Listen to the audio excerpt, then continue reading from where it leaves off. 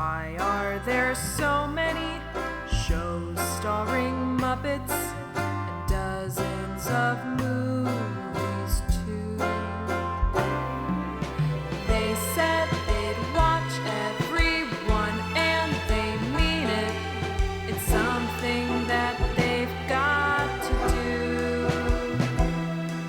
So now they've pledged you a lifelong commitment. The Muppets, Matthew and Sam.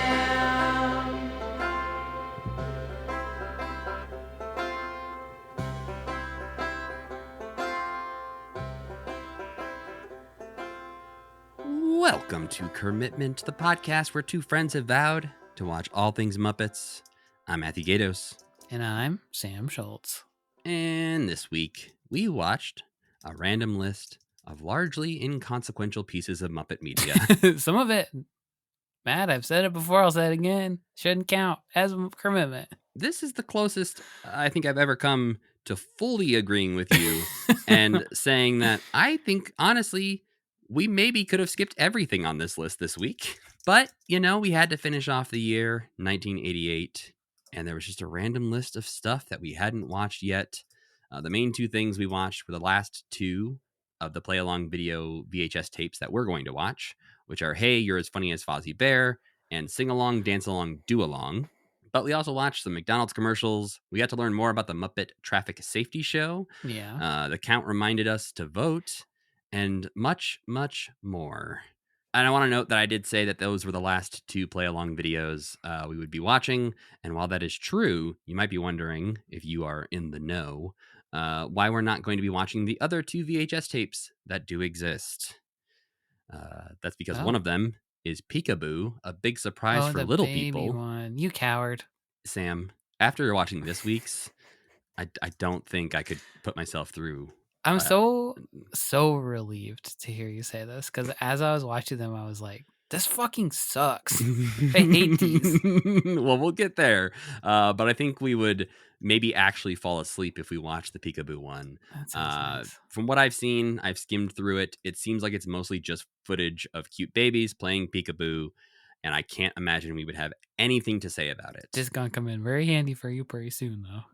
I mean, she's not even allowed to have screen time. Let her watch for a while. TV, you again, you coward. But then this looks crazy. There's all kinds of stuff going on here. Okay, I'm not gonna. There's toys Anything from interesting? There's toys from a Christmas toy in it. And what are they doing? Nothing. There you go. If they were saying or doing anything interesting, I would maybe make us watch it at 10 times speed. But I think it's not worthy of spending a half hour on, Sam. I think it's a black mark on our commitment if we don't. I'll watch it myself. I'll report back. All right. We'll send you out into the field. It's going to be playing the whole time. We'll see if I'm in a better mood for this episode. Oh, you're putting it on while we're talking? Yeah. That seems like a mistake. No, it's good.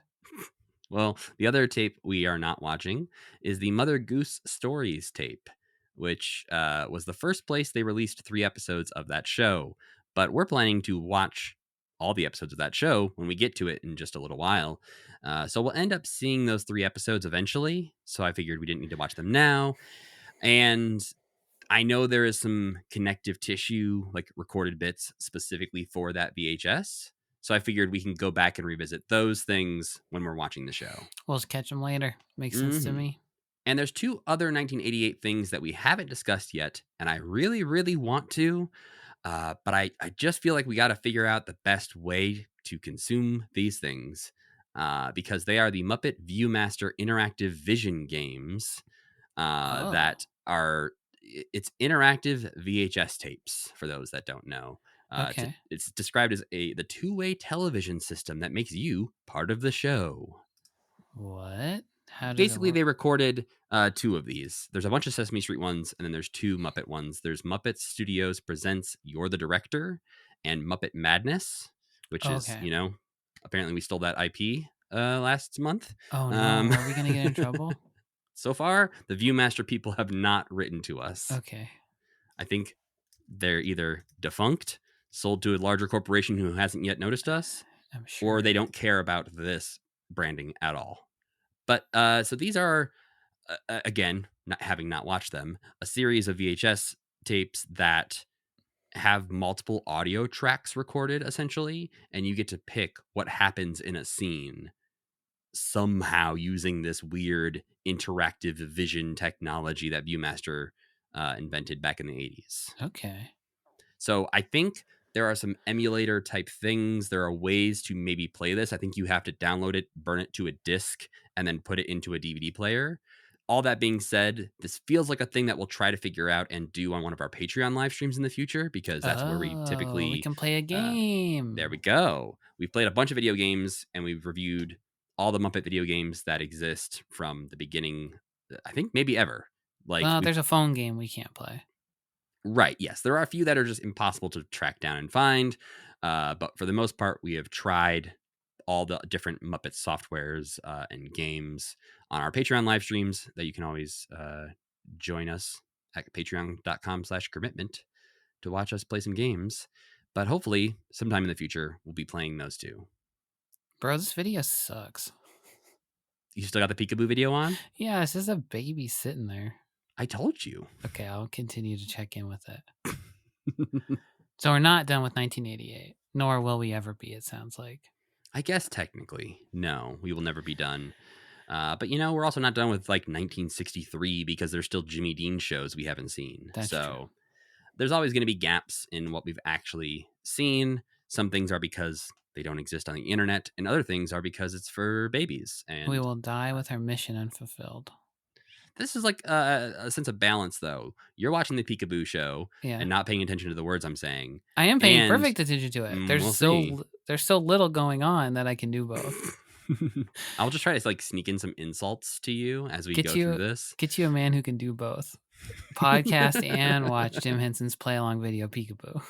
That's like the two least desirable qualities in a man. It's like the picture in that meme would be like a baby. A baby with like a goatee. Ooh. Well, I wanted to ask you before we get into talking about all the amazing things we talked about this week. This is something we've talked about before on the podcast, but I'm curious, just when you think of yourself as the Muppet guy, which I'm sure people refer to you as like their encyclopedia, they come to you when they have Sure. Muppet questions. But what are the other things that you know just as much about, or probably even more about Yeah. than Muppets, that either Gosh. doesn't come up that often in conversation because people don't know to ask you about them, or that you actually talk about on a more regular basis than Muppets? Yeah, one that's like very timely for the time we live in is Marvel and DC comics, especially DC. I think when I was growing up, I was a big DC kid.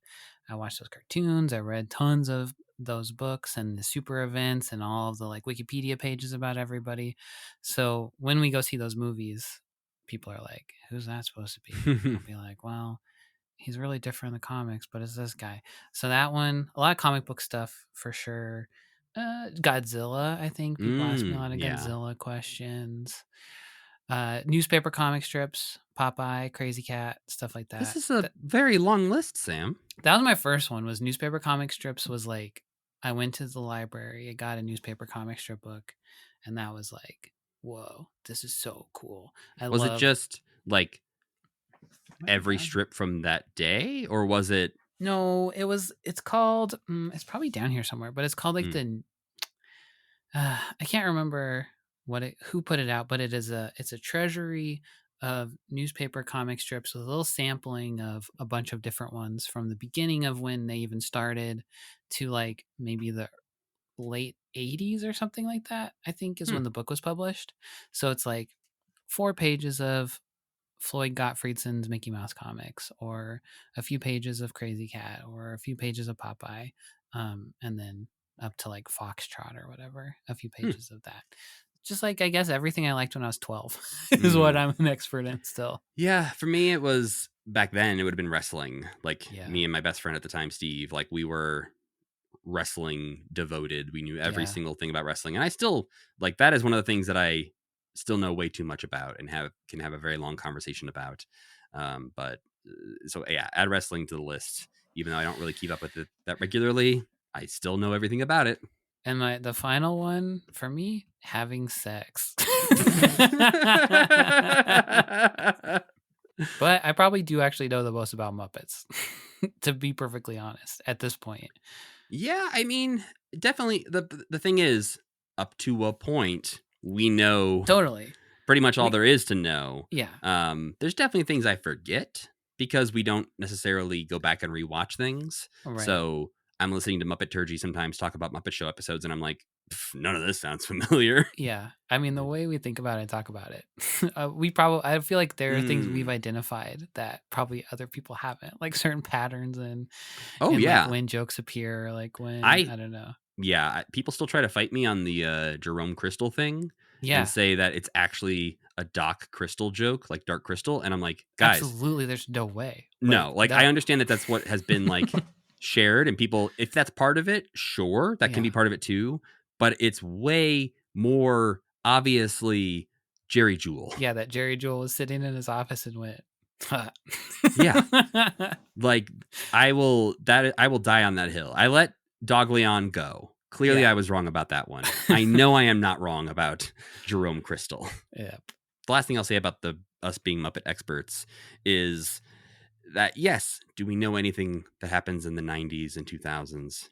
Not really. Kinda. We were there. Yeah, we know the stuff that we watched, which is like the big three things you're probably thinking of right now. Right. But what's interesting about the way we approach the Muppets is so often I'll hear other Muppet podcasts or just see people talking on Blue Sky or something, and they'll be talking about something that we watched a couple of years ago, and they're like, oh yeah, I've never seen that.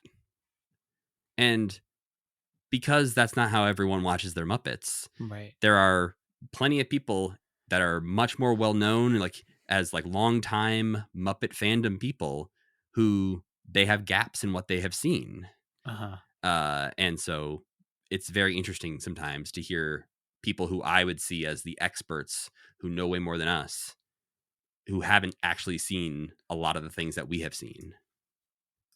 I think in any functioning society, the interesting thing about the way that we approach the Muppets, you should be immediately killed after you say that. Hey, I think as of recording this, we just released one of our best episodes ever. You know what? And it's Honestly, about the I think last so, 4 too. episodes of Muppet Babies season 5. So, you know what? We're doing an okay podcast here, Sam. When I got done with that one, I was like, fuck, that was a banger. I said this in our Discord, but I think it's just a fun listen. Yeah. I'm willing to listen to almost 2.5 hours of myself talking about Muppets.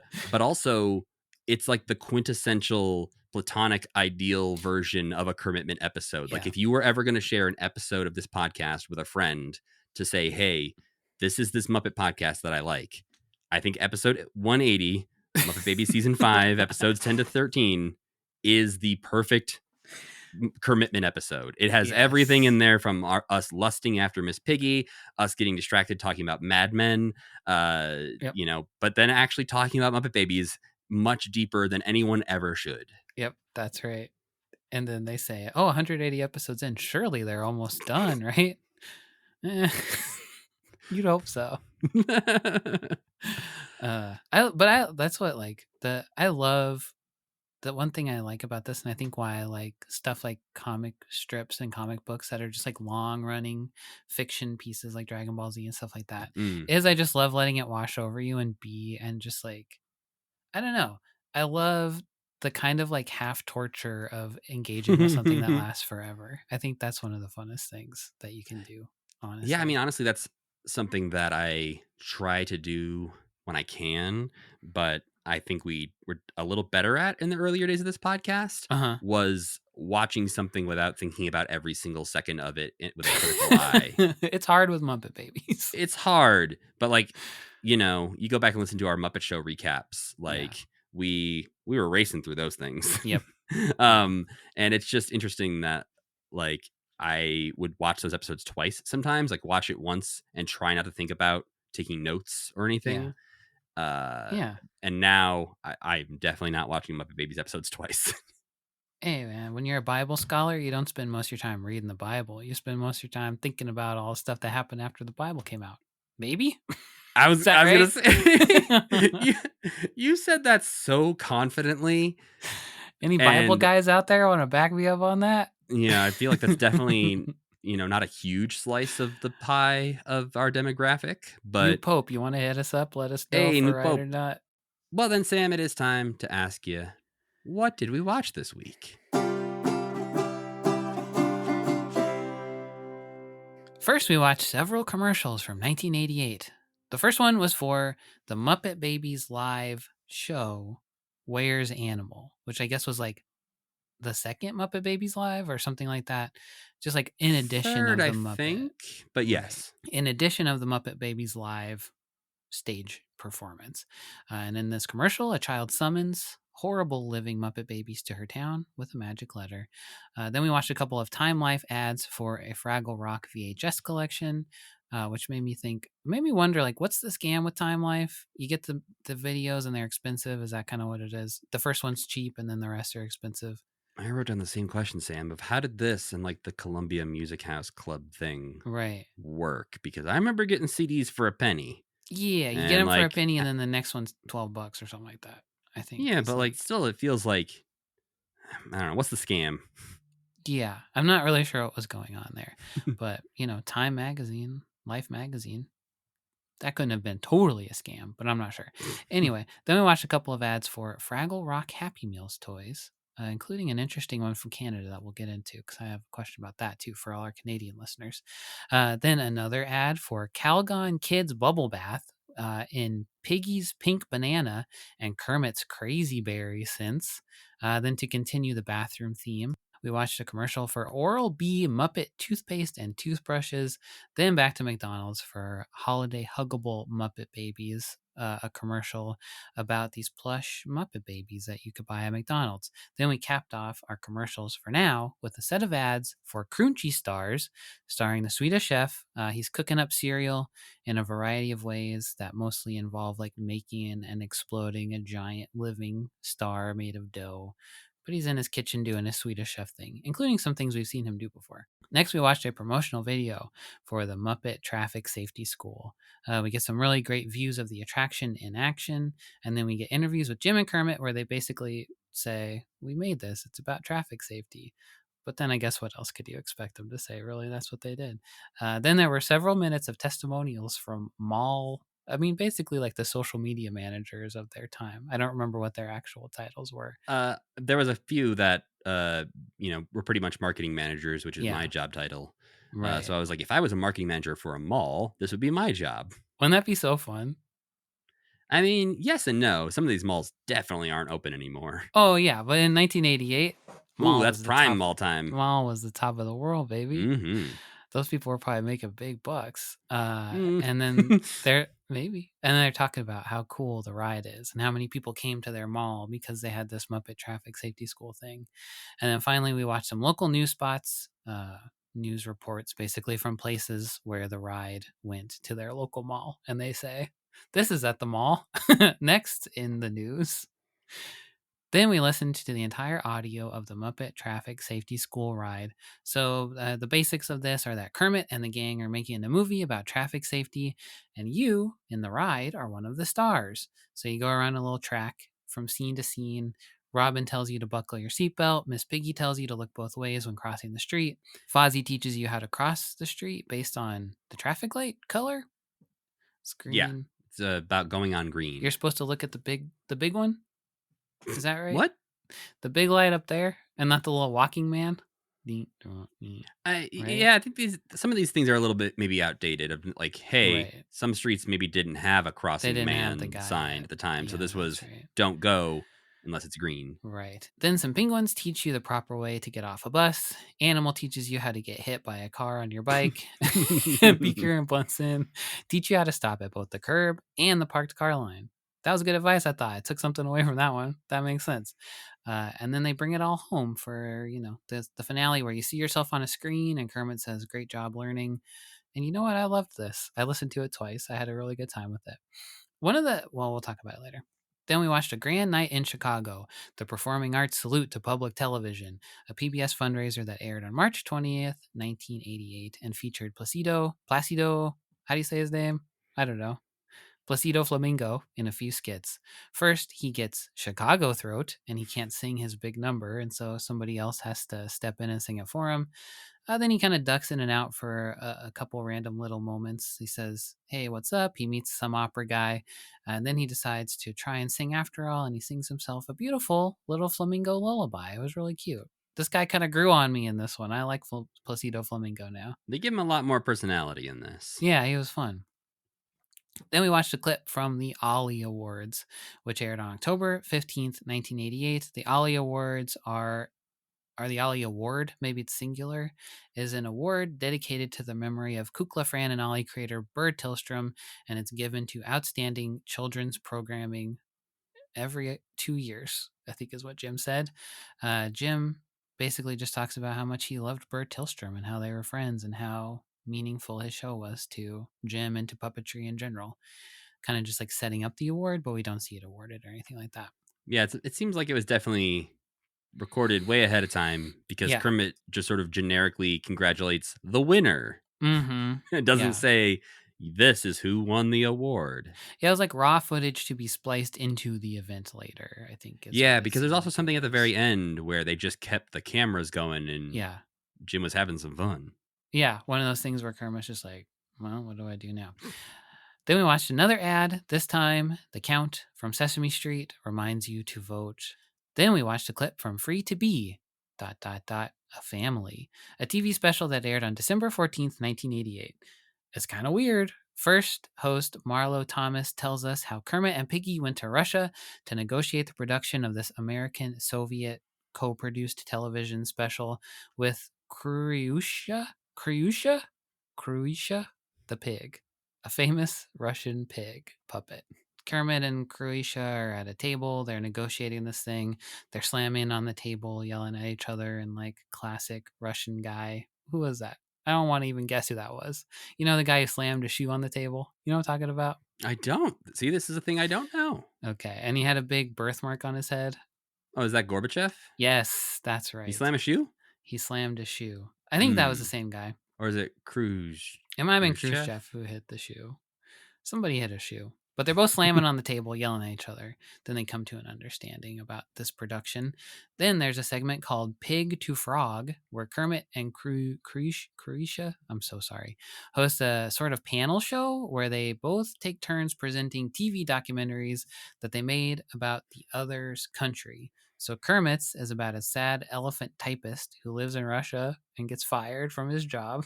And Croatia's, the pigs, is about a sad bear who works as a doormat on Wall Street and also gets fired from his job. I don't know if kids will like this. They seem to. There's kids in the room cheering at the end, but like this is some of the most wild shit we've ever seen. Yeah, it really had like, I don't know, 70s energy to me of just like we had to throw this together real fast. It also just felt like genuine shots being taken at each other in a thing that's supposed to be about collaborative, like getting to know each other and like each other, and here's why we don't suck. And it's all about like, well, here's actually some reasons you do suck. Yeah, we both just made a little documentary about how horrible your country is. So I guess, I imagine the rest of the special was not just like, hey, here's the crazy ways we're different and you suck. You think maybe Marlo Thomas got the Muppet footage and she was like, God damn it, Jim. This is not what we wanted. You're tearing the world apart. But Jim did, the Fraggles helped bring down the Berlin Wall or something. That's right? What we learned. That's it. So Jim did his part. Finally, we watched 2 more play along VHSs. Hey, you're as funny as Fozzie Bear, and sing along, dance along, do along. In the Fozzie Bear one, the whole conceit is that Fozzie is going to teach you a bunch of jokes and tricks and impressions in the first half of the video, and then in the second half of the video, you and he take turns telling the jokes and like being each other's straight man, so that you can stand next to your TV and put on a little comedy performance with Fozzie Bear, which is really cute in theory and it would be adorable to see. But, it's kind of, you just watch the same thing twice in a row and it's a little bit boring. Kylie, PJ, Kermit, Animal, and Miss Piggy also pop up to help out. Statler and Waldorf are sadly absent. because it would be so funny if they were like, "Hey, kid, fuck you, you suck." Yeah, kids learn to deal with criticism. Wouldn't That's that what be this such a tape's all funny? about. That'd be such a funny twist in the second half if like you told the joke and then Statler and Waldorf were like, "Boo, boo." Fozzie's like, "I'm I mean, so sorry, I led you into this." the one thing this tape is missing is some Statler and Waldorf, because it's Yeah. essentially what Fozzie did on the Muppet Show, but Yeah. not being interrupted for a half hour. He gets free reign, and we find out that that's maybe not the best thing for him. I think we all knew. His jokes are know? bad. Yeah. Then in the other video, Rolf leads a group of kids, as well as Kylie and PJ, in a series of songs that have physical activities attached to them, like you clap, you mime words, you run around, you duck under stuff, junk like that. It is very much for babies, and Kylie is extremely rude to her brother through the whole thing, which made me really mad. I don't know why. Because I could see myself in what she was doing as a big brother. I could see myself in her behavior towards PJ. I Towards say, are my you not little more brother. the PJ of calling your No. sibling by the wrong name? I'm mean to Wilbur. I shouldn't be. I'm too judgmental of him, though, and I pick apart everything he does, just like Kylie was doing. But, you know, Rolf's doing the best he can with what he's given, in my opinion. He's doing okay.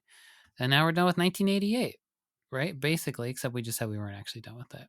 Yeah, well, I mean, we are done with it in the way that we would be done with a year. Like, Yeah. we are moving on Right. to 1989 next week. So we can say we're done. So you said none of this was interesting. I think some of it's interesting. I think mostly it's inconsequential. And I thought that the meat on the bones this week was going to be the 2 play-along videos. Me too. And those ended up being some of the least Just kind of interesting things. A flop. They were the worst videos of all of them. Yeah, I think by far. Yeah. It relies so heavily on the you interacting with it. Right. And the Fozzie one just makes me feel bad for so many people who were standing next to their TVs with a towel, being like, "Hey, Dad, watch this. Oh, Matt. Dad, no, watch me make Miss Don't. Piggy appear." That's What too the fuck is sad, Matt. happening? Don't say that. That's what they're encouraging. Oh, Like, no. that's But the whole point of this sat tape. and- their dad sat and watched and said you did a good job. That's the thing. I am sure there was plenty of delighted parents watching their kid do this. Yeah. But I'm also sure there was some that weren't as delighted. Some and some lonely kids, children who never had anyone to do it with. or some kids wanted to show their friends, which Kermit encourages at some point. And Don't if, do like, that. if I invited a friend over and was like, "Hey, want to see me do a comedy Don't. magic show with Fozzie Bear? Oh, no. Here we go. I've been rehearsing for 8 hours." Did you think about trying it out yourself? For a moment, until I immediately forgot the first joke he set me up for. It's hard for old guys to remember any of them. I was kind of like, I don't know if it's even the age thing. I think it's just that, like, oh, I'm supposed to watch the first half of this multiple times, very carefully and multiple times. because Yeah, there are jokes in there where he doesn't like cue you that you're going to need to remember these. Yeah, right. And then later on, they're like, "All right, it's time for the chicken jokes," and you're like, "Oh no." Yeah, it's like I you're taking definitely- the SATs or something. It's like taking the SATs, but your teacher just taught you an hour ago Really fast. what Yeah, that's right. geometry or biology or whatever's on the SATs was about. Yeah, he told you every answer exactly, Mm-hmm. and then you have to remember them in an hour, and you don't actually learn Yes. how to tell a joke or be funny at all. And actually, he's going to fill out half the test for you. Yeah. Oh, okay. So you don't know which ones you're going to have to answer. Right. But yes, the first things we watched were basically just a series of commercials. Some I have one sentence of notes about. Yeah, So we will most. get through some of these with, I bet, "Hey, Sam, that sure existed, didn't it?" We'll find a way to make it last 3 hours, folks. Don't you worry. Don't about you it. worry. You've come to commitment for, babbling and extending a minute-long commercial into a 20-minute conversation. Yeah. We know what And you're that's here after I edit it, guys. for. Yeah, you don't even want to know how long we spent talking about Fraggle Rock Happy Meal commercials. But yeah, the first thing we watched was the commercial for Muppet Babies Where's Animal? And yeah, this was the third one. I think there was Muppet Babies Live, and then Muppet Babies Live Second Edition is what the other one was called. Not a good name. No. But yeah, this was written by Bill Prady. He had consulted on the previous live shows, but then wrote this one. Okay. And yeah, in this one, the Muppet Babies play hide and seek, and they lose Baby Animal.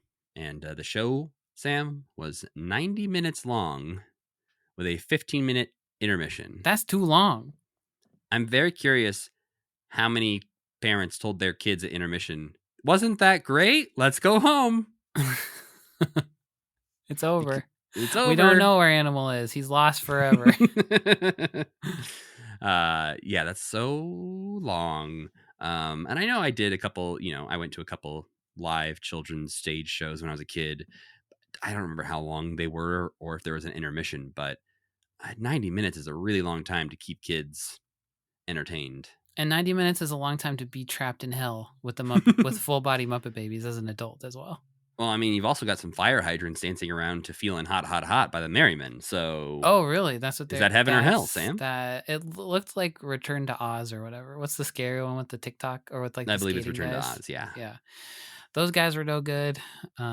This commercial specifically though was odd because first of all, they're outside, big moment for them, but they're outside in the middle of the night with a lantern, and they seem it reminded me of like Something Wicked This Way Comes, where a child like, makes a dark wish into the night wind. She's like, "Come take me away from all of this, Muppet Babies," and then this traveling band of ethereal fairy beasts find this letter and they're like, boom, we must go to this child, offer her the darkness. That was the story I told in my head, at least. So in this, you didn't get that from this commercial? I didn't get much of anything from this commercial, Sam, but Okay. there is it looks like on Dailymotion, somebody maybe has cut together as much of this show as they could find through various recordings. So it looks like they've got about 48 minutes in this fan edit. So okay. If you want to figure out how right you are with your demon assumptions here. Well, it's just it's just a commercial, really. It's like, and then it's like, the Muppets are coming to your town. No, just Kermit outside and all the babies outside in the middle of the night with the lantern. That was a weird. Oh, it's a weird visual. And then I also noticed that Baby Animal was in front of, or was behind a Electric Mayhem drum set, which I thought was interesting, or at least had like the, a motif of the Electric Mayhem on it. The Baby Animal is a little bit more like Teenage Animal in this one. But yeah, overall, I don't love the design of any full body Muppet. They always look a little off. No, I think Rolf's okay. Rolf's cute. Him and Fozzie's kind of what is that called? Proportions are more correct, I would say. Gonzo's not bad either, but I think like something about Piggy, Animal, and Kermit feel like I can like see the person inside when I'm looking at them. I'm like, oh yeah, you're just wearing a big head. Yeah, something about them. You look at them and you feel bad for the guy in there. Well, it's not just the Muppets who are coming to your town; it's also the Fraggles, because Time Life is offering a series of VHS tapes. And yeah, this is sort of, Columbia House Club where you sign up, you get the first one real cheap, and the rest costs like $15. Yeah, the first one was $5, and I think every other one after that was $15. It was $4.95 for your first tape and $14.95 for future tapes. Yes. And yeah, I think these two are pretty much the same. Trying to appeal to the parents and less so the kids. Yeah. To like, hey, you're going to want to order these for your kids. This is the guy who made Miss Piggy and Kermit. Come on. The second one's focus on Red was interesting to me too. They name some of the characters, and the three that they name are Traveling Matt. Also, he always gets like first billing. Traveling Matt is the prime Fraggle to this commercial. Yeah, and I think it's because they can show him like out in the real world, and so they're like, look, this place. This is your place. Right. Come on, you can connect to this guy. And all those other guys are doing weird shit down there in their hole. But yeah, but then it's Gobo, and then the next Fraggle they choose to focus on is Red. I guess because she's a girl. I would guess that's probably why. They'd be like, hey, you got little boys, you got little girls, you got little weird old men. They're going to love this show. Moki's too weird. We're not going to talk about Moki, but Red's relatable. Did you ever do any of these? Did you ever have ever subscribe to a tape or CD thing? You did Columbia House, you said. Yeah, I think like we definitely did the music for a penny, and then you get 10 CDs. My mom would pick out 5. I get to pick out 5, sort of thing. Looking into it, not surprisingly, it seems like their business model was they hope you would forget They to just forget. The Yeah. same as any subscription nowadays, basically. Yes, but they would make it even more difficult where you had to like mail in a card Ah, to unsubscribe, and so if you just Yeah. never did that or and sent then them you a have letter or hundreds and whatever, hundreds of dollars of Muppet or of Fraggle tapes. right? And so Okay. the goal would be that you would get as many as you want and go cancel. But I think they had probably enough people not doing that Right. that they were making enough money to let some people get away with stuff. But yeah, I think I had the CDs. We definitely did. We did zoo books Mm-hmm. for sure. We had some zoo books going. Yeah, right. We did too. But I don't know if anything else. Well, there was like the encyclopedia. That was kind of the same way, right? Where like you would subscribe to the encyclopedia and get the whole set over the course of a few months or something like This that. is like I don't know that we've ever sounded older because, talking about life before you had internet in your house is one thing, but talking about subscribing to the encyclopedia sounds like a fake thing you'd And make up to getting, like like- trick Gen Z kids. Yeah, getting But like AA it is through real. AC 1 month and then the Yeah, next if you month watch like getting- older TV shows, they'll often that was a popular reference, was like Yeah. an encyclopedia salesman coming to your house Yeah. to like sell you A through C, and then just give them another $200 or whatever, and you get the rest You of the get the letters rest of 'em. eventually. Yeah, it sounds like we're from medieval times or something. Mm-hmm. It's I these things feel so much like a piece of our childhood and like concrete giant pillars of society of like this was the most important thing that was happening. Yeah. And then I think about the actual like time frame of when CDs were Right. the format of choice, and it's not that long. Though it's like when we switched from tapes to CDs and then CDs to MP3s, right. was not that big of a chunk of time. Yeah. And then physical sound, like sound-based physical media, basically, is gone. I mean, it's not gone; it still exists, but it's like not the way that most people engage with that compared to like paper. Like it's like a whole beach versus like 1 grain of sand from wax cylinders to MP3s. That was so deep. It's beautiful, there. right? Yeah, it's beautiful. People have been reading books for a fucking long time. We don't need that shit anymore, though. Well, I don't know that is what I was going to encourage based Matt on that. I'm, hates books. I'm quite a fan of physical media. Yeah. But yeah, it is. I don't know. It's so odd how you get attached to those things where it's like, I now understand better, my dad or my uncles or whoever who were more into vinyl, because for them, that was the thing they listened to for this chunk of time in their childhood or whatever, that started to go away. And for us, it's CDs and VHS tapes. Right. And now people who pick up like a rotary phone look like space aliens to children in movies or whatever. Yeah. I have to imagine like Gen Z kids learning that the internet just didn't exist not that long ago, and that we did not have a device in our pocket that constantly let us use the internet. Yeah.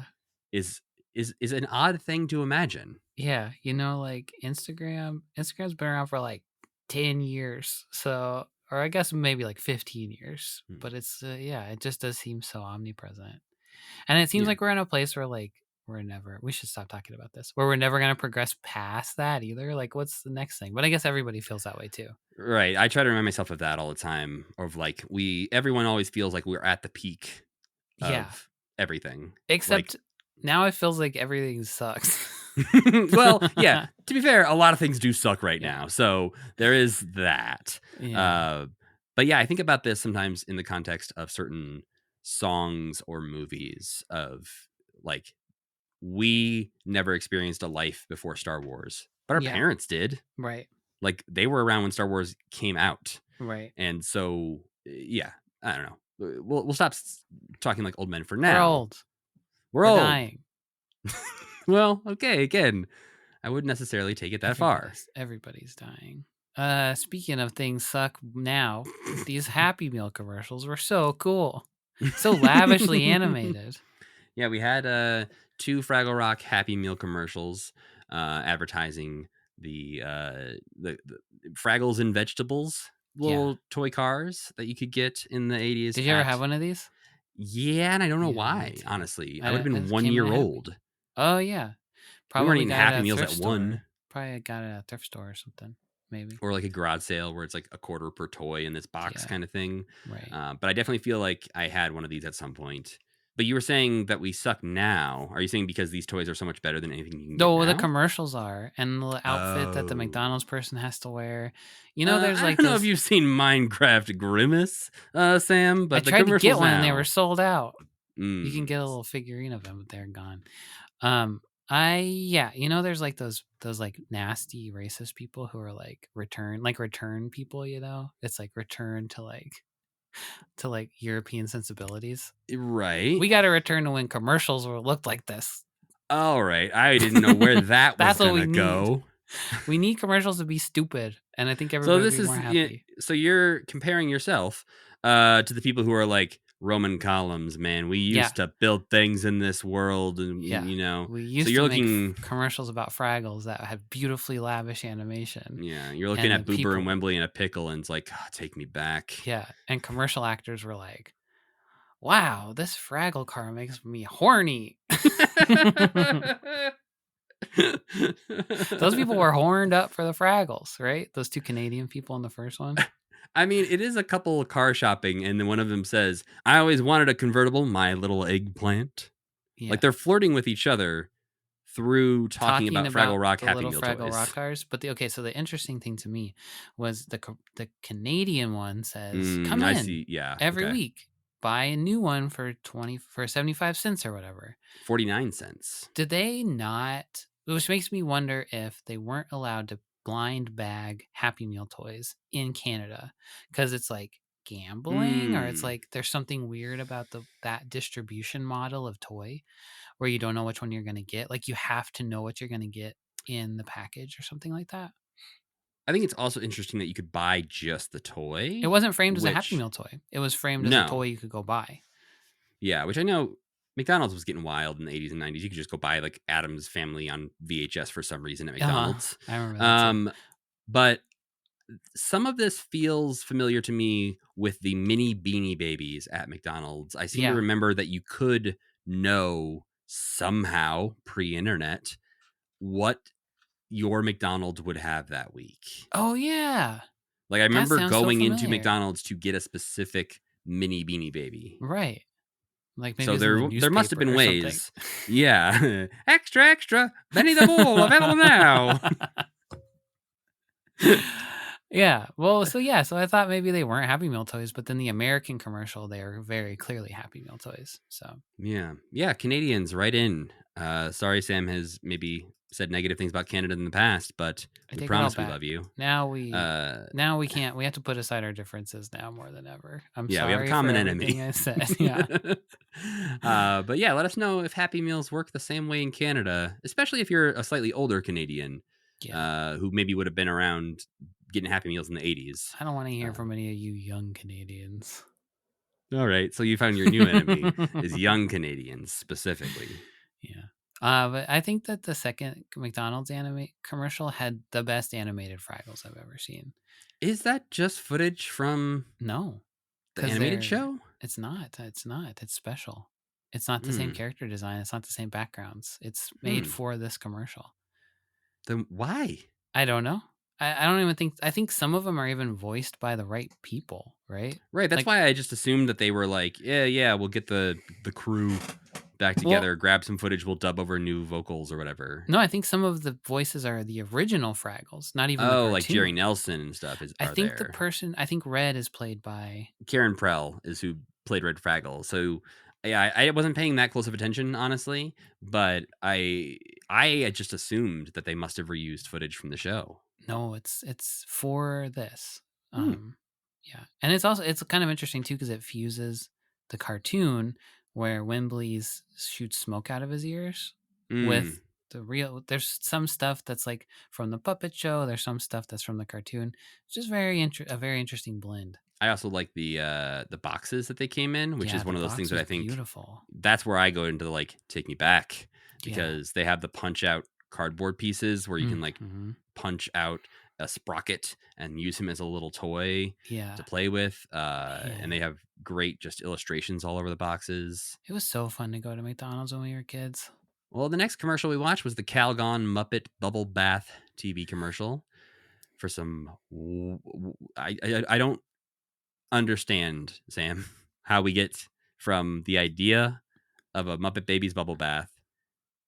Not even Muppet Babies. They're These just are just the Muppets. Muppets. That was a confusing part to me. Yeah. But then we get Miss Piggy's Pink Bananas Yep. is a scent. That's not, you know. Yeah, no, yeah. The idea of a pink banana You know. is instantly you know. Yeah. You don't wanna, but you know. Yeah. And then Kermit's Crazy Berries, which Not just feels something like I'd Captain Crunch associate is gonna with come for his ass. Like, yeah, not something I associate with a frog either. Crazy berries. that's the thing is like pink bananas. At least I could associate pink with Miss Piggy, Uh-huh. but Kermit's Crazy Berry berries. Bubbles. Kermit's not even crazy. Kermit No. would just have soap scented, boring. Yeah, I want that commercial though, where it's just like, Kermit's soap scented bubbles. Here you go, kids. Take a bath. Mm-hmm. Be responsible. It was a great animated Kermit and Piggy, I think, though. Don't you think? It's fun. It's like a whole other style of an animated, especially the Kermit, the way he like looks at the kid and interacts with him. Yeah. Like that's not a Kermit that we have seen anywhere else before. No, but I think it's like one of the best executions of puppet to 2D that I've seen. Mm-hmm. It looks a little bit like the closest thing we have is the Little Muppet Monsters stories of like a mystery show. That's true. Kermit. My other big takeaway was, why wasn't this Muppet Babies? I think that's odd. Because they're so deep into Muppet Babies at this point, too. Well, and the other products we see for sale this week are all Muppet Babies. So when you're appealing to kids, especially right now, I feel like Bubble Bath, that's prime Muppet Babies territory right there. Right. But the next thing we watched was the Oral-B Muppets toothpaste and toothbrush commercial jingle thing. Which is one of many catchy songs we got to hear this week. That's if there is any takeaway from this week, it would make a wild playlist to put together if any of these songs were available anywhere. But between this, the safety show, and the VHS tapes, we can sing some of these songs in our last episode when we're on live on stage. Or we could go back to Yeehaw Bob and say, play the Muppet Oral-B jingle, Yeehaw Bob. Mommy, I love my Muppets. I love my Muppets to brush my teeth. I don't want him to say mommy. I don't. The line mommy, I love my Muppets. That's fine. The next line is, I love my Muppets to brush my teeth.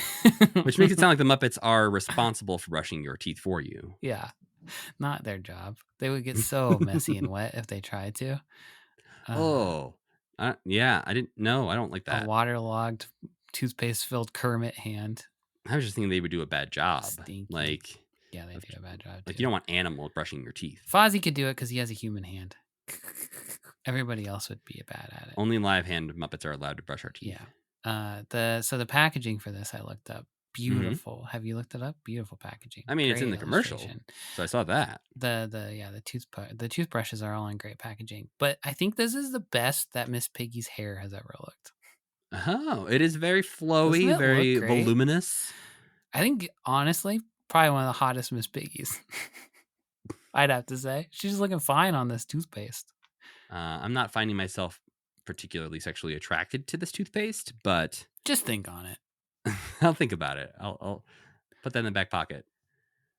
But yeah, the illustrations on you can look up, there's Oral-B toothbrushes with, like, there's a Scooter one for some reason. Scooter's one of the guys. Yeah. But like, you buying a Scooter toothbrush for your kid? I would guess those are one of the last ones that go. Yeah.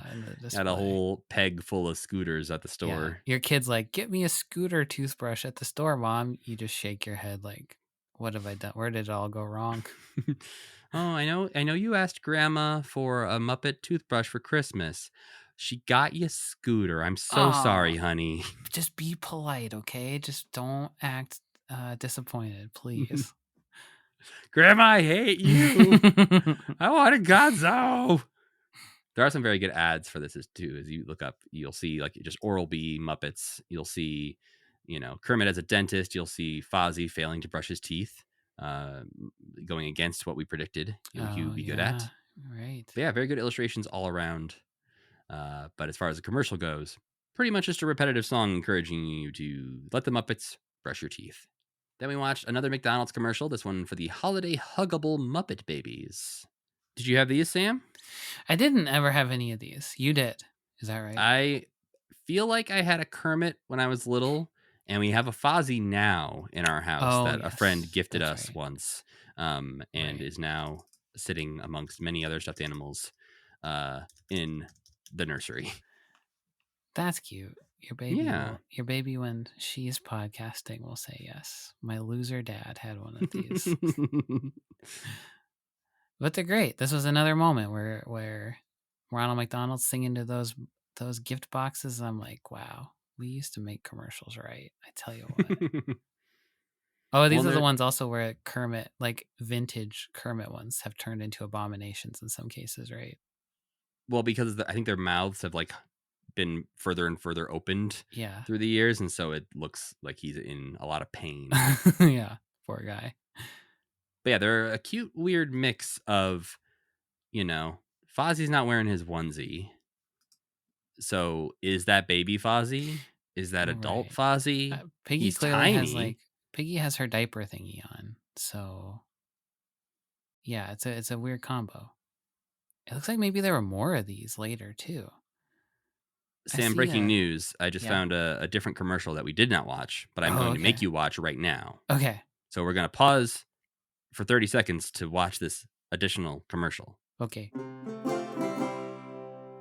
So we get to see in that commercial cartoon versions of these Muppet Babies in their holiday costumes. Yeah, which are lacking some pretty important pieces of clothing compared to their Muppet Babies counterparts, such as all clothing for Fozzie, and Kermit just looks lewd with no pants on.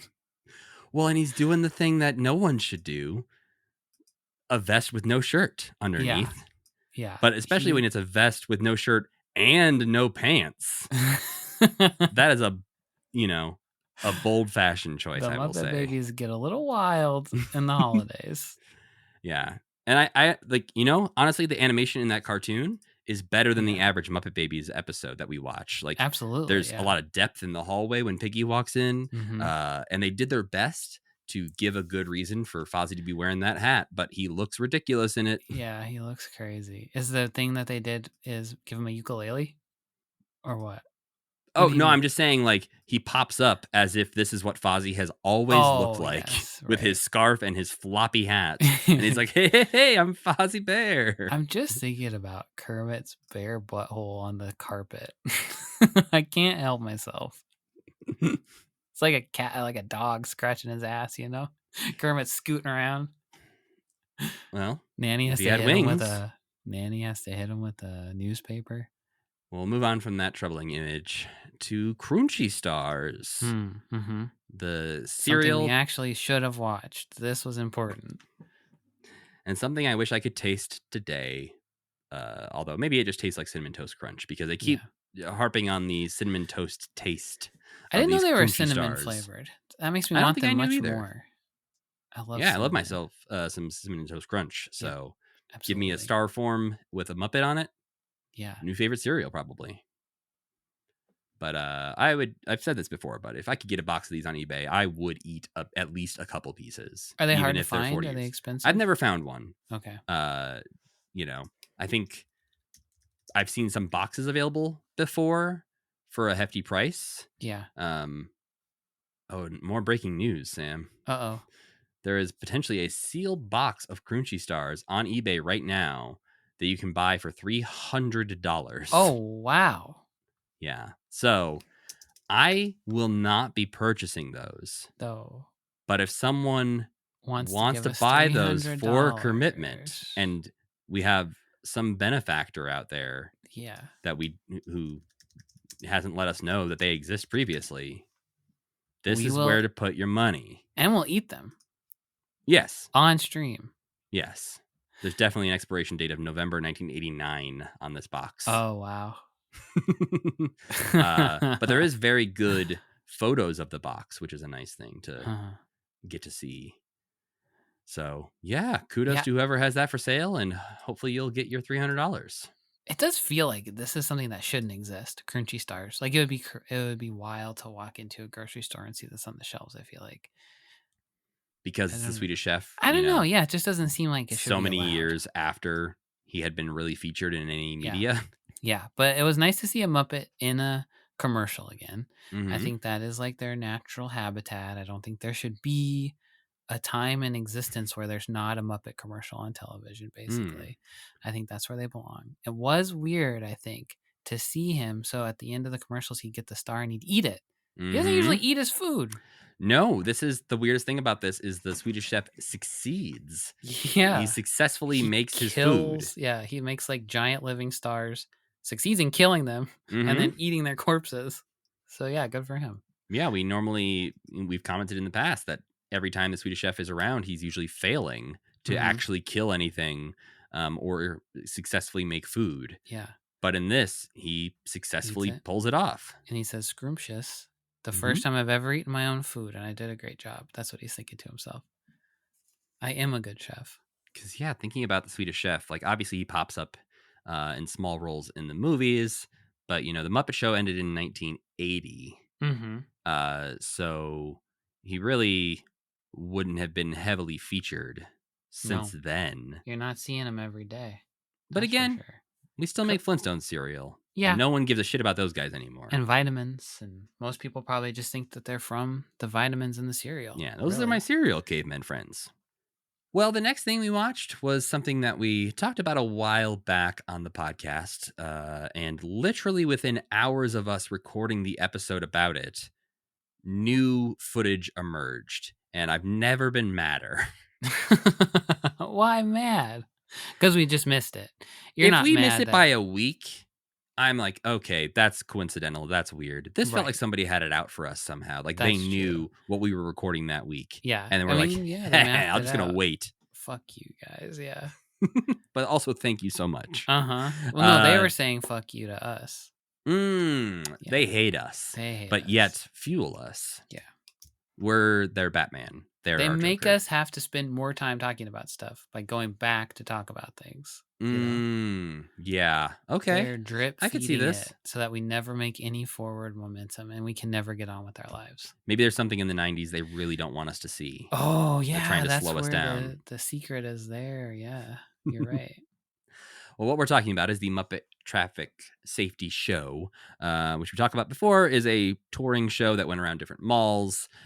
Previously, we had just some home video footage of like a girl named Cassie or Candace or something like that riding it. We got to see about 3 minutes from afar. Of her parent, like videotaping. That was the other thing that made me mad, is just we talked about this with the only known existing footage of this thing, and we're like, I guess we'll never know what this was like or what the songs were like or how Animal figured in because there was only blurry pictures on Muppet Wiki. And then 2 hours later, everyone's like, oh, you idiots. Here's literally everything you ever wanted to know.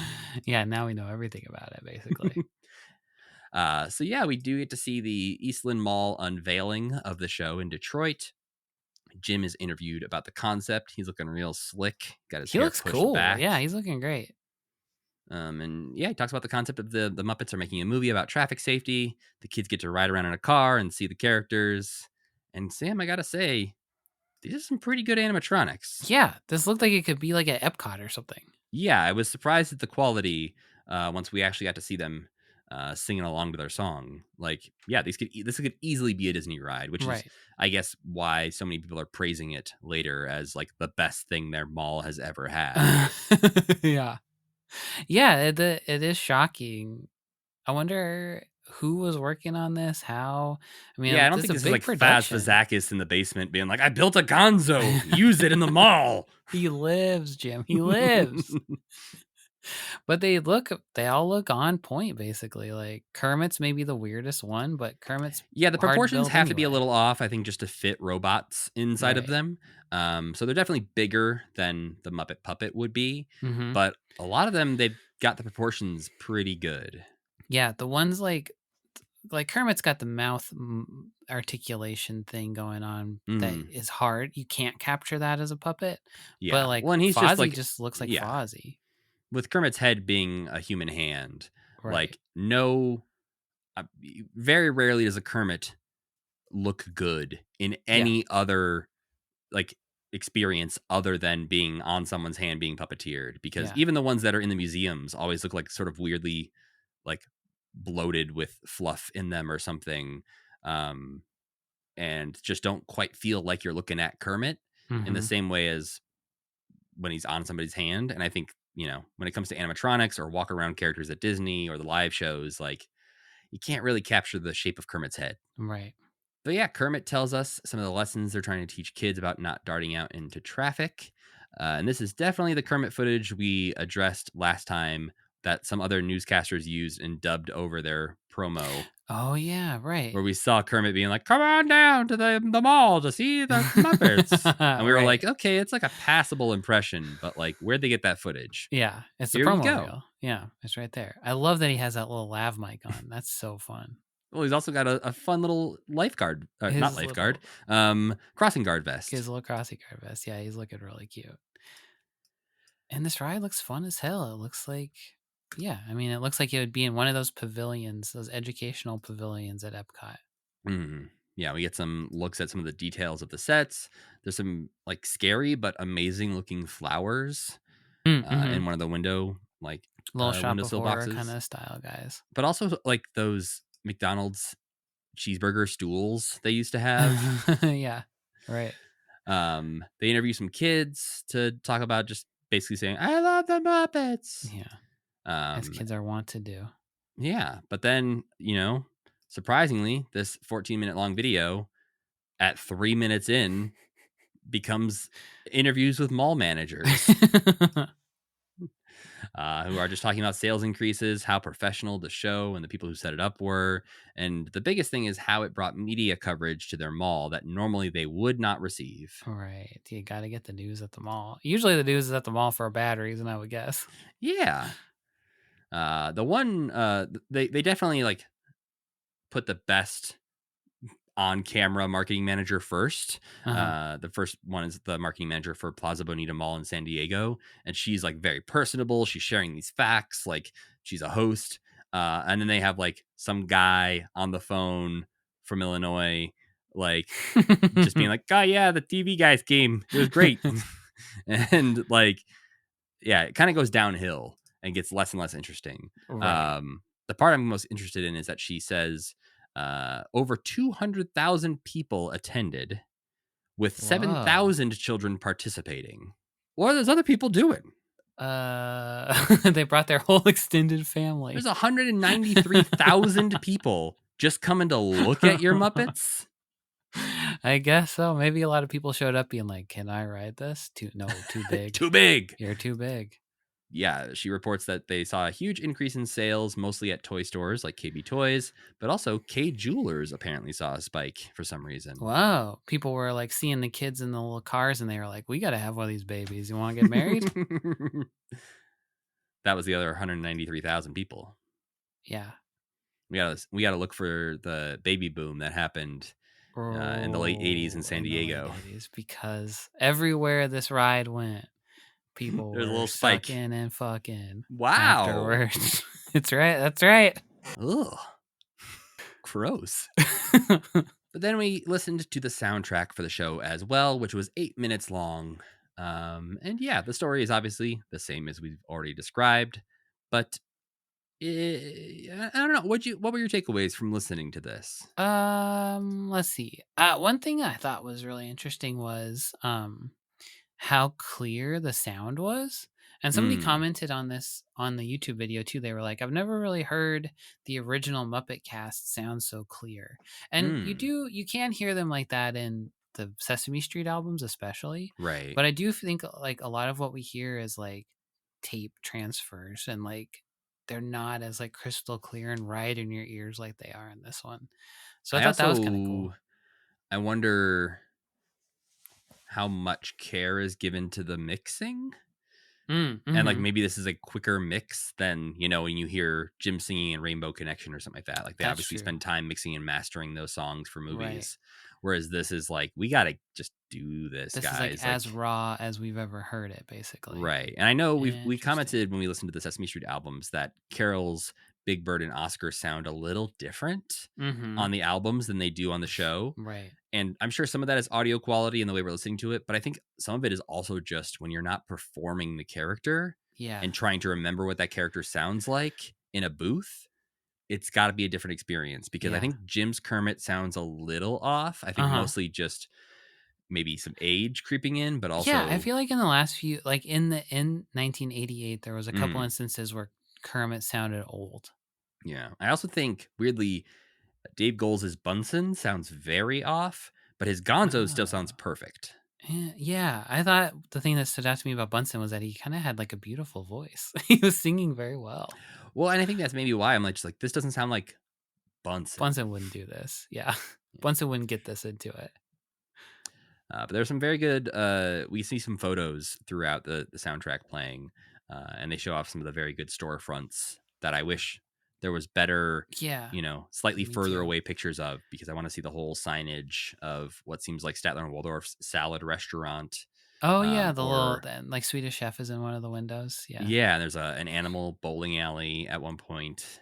Yeah, we learn about buckling up, crossing at the green, looking both ways, crossing in front of the school bus properly, and making sure the driver can see you. But then we hear some kick-ass guitar music start up, and it's time to learn about not running into traffic. How to get killed by a car with an animal. I wrote down a bunch of my favorite lyrics from this, and most of them come from Gonzo because I was just like waiting for him to say the words, and then you'll die. Because his lyrics were, don't dart out in the street, I'll tell you why. Oh. A speeding car just might be passing by. And by the time he sees you, chances are the driver won't have time to stop his car. They dodged it And at the last second there. yeah, every time I was like, oh, what's he gonna say? Okay, this is fine. But when they're singing the main sort of refrain of it, he does yell out, don't jump out into traffic, play it safe. Which is really feels like maybe the bare bones, That's lesson number one. Yeah, Do maybe you not should have step in led front of with these. don't Yeah. run out into the street. This is what we're trying to avoid. I also wrote down one of Piggy's lines, which is, make sure there are no trucks or cars in view before you cross the street or avenue. Oh, fancy for her. Just a nice little rhyme. Yeah. And they try to do something similar in Fozzie's, but they added like an extra unnecessary syllable. And I was like, okay. I thought Fozzie's was funny. Fozzie did a good job trying to get They all that do a chicken great across job. the street. Gonzo is very responsible too. He's like the director. He's got getting everybody in line. Yeah, you have to change the characters a little bit when they're teaching kids not to do bad things. Oh yeah, because Gonzo's like, Gonzo couldn't participate because he'd be like, kids, I know running into traffic is so fun. I know what everybody else is saying, but there's nothing as divine as being crushed under the wheels of a car. A defining character trait of Gonzo in The Great Muppet Caper is repeatedly getting hit by a cab. Yep, and he really likes it. He really likes it. He likes doing it. Maybe this was a direct response to be like, so we got a lot of kids trying to jump in front of cabs? This was his community service project. Maybe this was all the Muppets community service. They've all done some shit. Yeah. I also thought it was interesting. It doesn't seem like there was any Richard characters in here. There is Beaker, but I'm not sure. His voice has kind of like a weird effect on it, which makes me wonder if it really is Beaker. But no, this seems like prime Scooter territory. He would love to teach kids how to not get hit by a car, I think. Yeah, I also feel like Richard was more prone to doing more things. Richard would have said, I'll just be there being a real puppet if you want me to be. Yeah. I'd just be live in the ride. But I really like this. I think this was my favorite thing we listened to the whole time. Of this week's stuff? Yeah. Yeah, no, it's definitely a highlight, especially when we're comparing catchy songs of the week. Yeah. I think Play It Safe is probably the top of that list. Yeah, and just nice for the whole gang, almost whole gang, to be together. Well, the opposite of getting the whole gang together is a grand night. The Performing Arts salute public television at the Chicago Theater. This is where Richard was. Yeah, he was like, guys, I got to practice my opera. I cannot be in your little traffic show. We watched 4 segments, some very short, from this very long special because we only needed to see a flamingo. So we watched segment 1. This is where Placido comes out to sing the Act 1 aria from La Boheme. And he has a case of Chicago throat and cannot go on. We've all been there, right? We've all been there. Yeah. Tough town. You want too many sausages. Yeah. And you got a case of Chicago throat. But my favorite thing about this is the crowd starts giggling before he does anything. They stuffed shirts like this love that kind of shit, you know? Mm-hmm. They're like, I'm sure there's some people in the crowd who hate it, but it sounds like most of them want to laugh at it. Right. Yes. They either are pissed that he's there or they're like, this is the funniest thing I've ever seen in my life. That guy's a flamingo. I like that. Have you seen this guy? That guy's a flamingo. That's great. And it rhymes with Domingo. These guys are geniuses. Yeah. NPR brain. People love rhymes. You think there's an Oscar the Grouch, Terry Gross interview, like crossover? Not an interview, but like a Grouch named Terry Gross. If not, Sesame, there's your free idea of the week. I was thinking when the count was on, when we watched the count thing, the count teaching you to vote thing, they should have made when the George Bush election was going on, there should have been his enemy, the recount. That's so good. Evil count. We've got such good ideas for 40 years ago, Sam. Yeah. He counts stuff that counts already counted, and counts like, I already counted that. He's like, well, I got to do it again. Maybe you did it wrong. And count would be like, what? I've never counted anything wrong in my life. 1 hanging chad. 2 hanging chads. Oh, you could just have some like whatnot Muppets hanging out. Yeah. On the street corner. Hey, I'm Chad. It's like, who are hey, you? I'm Chad. I'm Chad. Oh, what are you doing, Chad? Hanging. Just hanging. One's like on monkey bars. Like... 3 hanging chads. The second segment of Placido is him lamenting that the crowd will not get to hear his fabulous song when a crew member stumbles through the background of the shot. Yeah, this is weird. This is like a pre-filmed thing, and they were like, this is too good not to include. Yeah, it's weird because like he calls him out and is like, hey, what are you doing? And he's like, oh, you work here. Okay. But then he starts over from the beginning. Like we get like a little flash cut. Yeah. And he starts his whole bit over again. So clearly they didn't intend to use the blooper, but it is in this. Right. So I think they thought it was too funny not to, you know? That's my guess. They're not wrong. It's very good. Fine. It was cute. I don't know. I feel like they didn't even need to start over, honestly. But that's the thing is like I feel like Richard should have just like powered through. Yeah. But maybe he knew it wasn't live, and so they were like, if you mess up, just start over. Maybe he screamed at that guy. like get Tom the fuck off of my stage. Like who's Batman? Christian Bale. Yeah, like Christian Bale in that one video, you know. We gotta wait for those leaked Placido Flamingo tapes to come out. That's why you don't. Yeah. Well, yeah, he starts singing a lullaby to himself to calm himself down. It's when his mother used to sing him. And this is to the tune of an opera. I'm not smart enough to know if it is the Act 1 aria from La Boheme that he was supposed to sing earlier. But if we were smart, we would think it was the funniest thing in the world. We'd be losing our minds. It's still good. Yeah, it's good. I like it a lot. I think it's and really I'm able fun. to recognize, hey, I know that song in like a Looney Tunes kind of way of like, I know absolutely. This opera. I'm sure 99% of America's opera education comes from 2 episodes of Looney Tunes. The haircut one? There's the Barber of Seville, exactly. Mm-hmm. The haircut one, and the one where Bugs Bunny's really hot. Oh, you don't have to narrow it down, Sam. The one where he's dressed like a sexy Viking lady, you know? Yes, okay. Sexy Viking. Is it not the same one? Bugs Bunny. Is the haircut one that one? I thought he's a Viking in the Barber of Seville, but maybe not. I think I think Sylvester might be in the Barber of Seville. Oh no, he's not. It's Bugs Bunny. What's Opera Doc? What's Opera Doc? That's right. That's Sexy Bunny, Viking That's lady. Sexy Bunny. And then maybe the Rabbit of Seville is the Barber of Seville one. That would make sense. Yep. not really as good a name as What's Opera Doc, huh? You can only use that once. The Rabbit of Seville. That's the best we could do. We're all drunk. Yeah, that's a Muppet 1950. Babies ass name where it's like, yeah, it's not wordplay, but we did replace one of the words with one of the other words, so you're welcome. Well, anyways, getting back to Placido, the only two other times we see him in this is he pops up for a second to encourage you to donate to your local PBS station, which is always a good thing, but especially right now to remind people of. And the very last thing is just him being on stage during the end credits. Just hanging out with all Just the other hanging people. out. This looked like a fun little event, actually. It looked like really over the top on purpose to me, I think. Yeah, like and the guy from It is there. Yeah, the guy from It. He's like really enunciating every word in a very powerful way. It looked like a nice time. Is he a singer? Is that why he's there? Was he like a Broadway guy? I don't know. I didn't look too far into it, except I was like, who is that guy? Oh, yeah, the guy from It. I only know him from It. Sorry, again, to opera fans who are maybe like, or even just Broadway fans maybe who are like, you idiots. That's the first thing that comes up when you Google them, all right? So get off our backs. Oh, is that true? Yeah, It. Okay. It is. It is. Yeah, it is. It's SEO.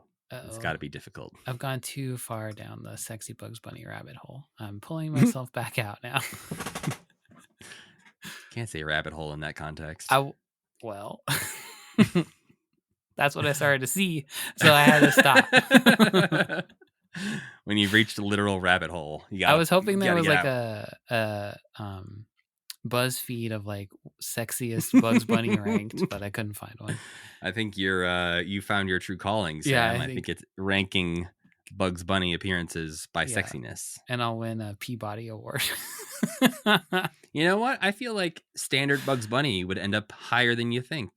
Yeah, he's got swag for sure. Mm-hmm. Yeah.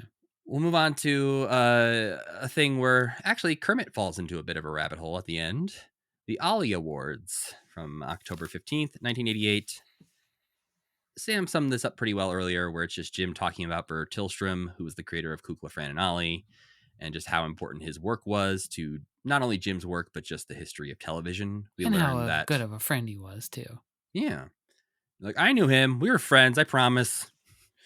But yeah, Jim talks about how important Burr even was in the early days of television, predating TV, really, being at the World's Fair in the 30s to show people what TV could be used for by performing Kukla, Fran, and Ollie. There's a moment where, at the beginning, Jim and Kermit are there. Jim says something nice. Kermit congratulates the winners. And there's a jump cut, and Kermit's just gone. He has bailed, so that Jim can be more heartfelt, I guess. And Jim looks cool, too. He's got, like, black pants, black turtleneck, leather jacket on. He looks awesome. He's wearing a jacket with somebody else's name on it. Oh. That I cannot discern. The jacket, huh? But it's got, like, the embroidered thing where a name would be, but it looks like it ends in Nick. Like, it's, like, Dominic or something. I don't know. But, like, what we can see of it looks like it says Nick. But that's not the full name. Like, there's more before Nick. So maybe this is the thing we weren't supposed to see.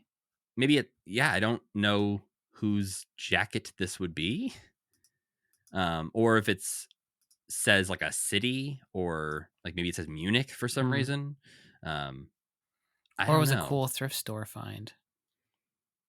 Yeah, I mean, I like that idea best of Jim being out here, being one of the people who like goes to Goodwill and is like finds a shirt that just says Bud. Yeah. He's like, hey, I'm not sure people were doing that back then. Maybe that's they were. Yeah, I don't know if they were, but that's a more interesting story than maybe he just had this jacket given to him for some reason by a guy named Nick.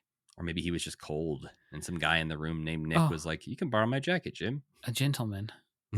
Gentleman Nick. Maybe we have a jacket expert out there listening to the pod who can let us know why this jacket might say Nick on it.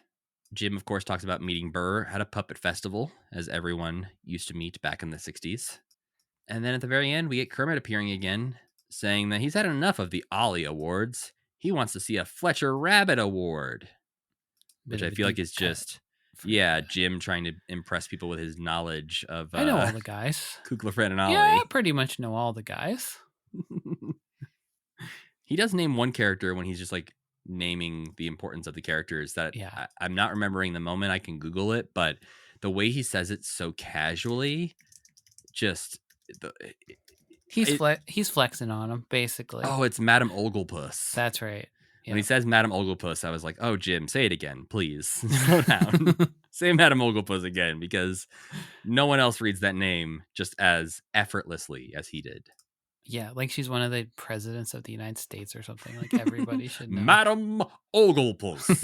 But you have to imagine this is Jim as like a preteen teenager when Kukla, Fran, and Ollie first appears on TV and he's watching it. And so clearly this had a huge impact on him. So, much like we talk about the characters from, Rocket Power or something from our childhood, this is the same thing as influential. Yeah. Yeah, Right. we are where we are because of Rocket Power. Yeah. And all those characters' names whose names I definitely maybe remember. like Ren and Stimpy or something. Like they're the Ren and Stimpy of their kind. Some kind of precursor that made everybody who watched it a little bit weirder. I like that.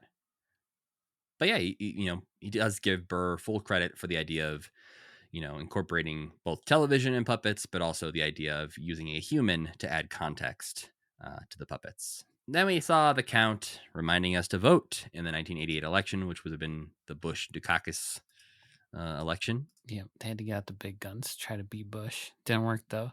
Didn't work. Count single-handedly lost them this whole election. That's really what everyone blames for Michael Dukakis losing the election. Yeah, the Count. Like, wow, the Count hadn't done that TV spot. Are you He kidding maybe had a me? chance. You got the Count, but doesn't mean he's a nationalized citizen or something, right? Yeah, the Count must be able to vote. So he's not a felon, and he is a citizen. Which honestly, that part's more surprising. He's just never been caught. That's really the thing. Michael Dukakis did not lose that by a little bit, did he? That was easy for the Count to count his votes. Yeah. Well, then we watched the clip from Free to Be a Family, which aired on December 14th, 1988. We've talked about this sort of a few times. This is the TV special hosted by Marlo Thomas.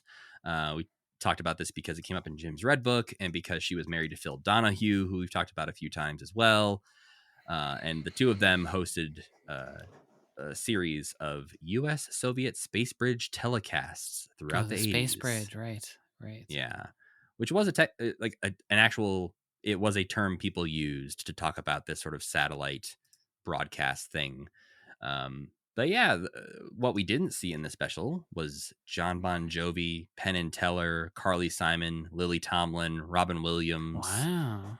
Yeah, there's a lot of star power here. Yeah, Penn and Teller in that company. Interesting. Mm-hmm. I'm curious to see Penn and Teller making jokes about Russians, which right. imagine they had to have done. This full special is out there. We can watch this full special eventually if anyone out there is interested. Robin Williams also probably said some questionable things too. And probably like a Yakov Smirnoff kind of way. Right. Yep. This set international relations back quite a bit. I mean, the Muppets weren't helping. Nope. But we kick off the Muppet section of this by saying we've sent a great American to Moscow to negotiate the terms of this special. And that great American is Kermit, who is accompanied by Miss Piggy. She does not get to be attaché, Miss Piggy. But they travel to Moscow to meet with Khrushchev, the pig. Really cute little guy. Very cute pig. I am sure very famous in Russia. It sounds like he has a very cute voice. They hilariously translate it with a very deep man's voice. Yeah, I thought that was great. And he sounds like Piglet or something. He's just like, hello, I'm a little pig. And then it's like, Kermit, yes, the deals is off. Dots Vidonia. But this was amazing, Sam. It was weird as hell. What was amazing about it? How fucking weird it was. It's so weird. The first thing we see is them fighting at a table, yelling at the top of their lungs at each other. And the Khrushchev is like pounding the table, and Kermit starts screaming, "I can hammer on the table too!" I liked and starts that. pounding on the table. His little floppy arm. Yeah, like Kermit seems so genuinely mad. They end up having to barter with fruit to come to terms on how the special will be produced. A fruitful negotiation. That's what Mhm. it was. Yeah. To start off on that note, I was like, this is a lot weirder than I expected. Yeah. It just feels so like thrown together in a charming way, Mm-hmm. but it's just like, it's so early days of television to me. Early days of television, like slapdash. But it also just gets weirder from there because the next Kermit segment is Pig to Frog, which is a remote segment. They're doing via satellite where each country has been putting together a documentary representing the other country. They've put together a distinguished panel to discuss their differences. Somehow the honkers The weasel honkers their made way the in cut. this. That's interesting. Yeah, it's mostly like, what not anything kind of characters, and then Miss Piggy and the honkers are there with Kermit. Yeah.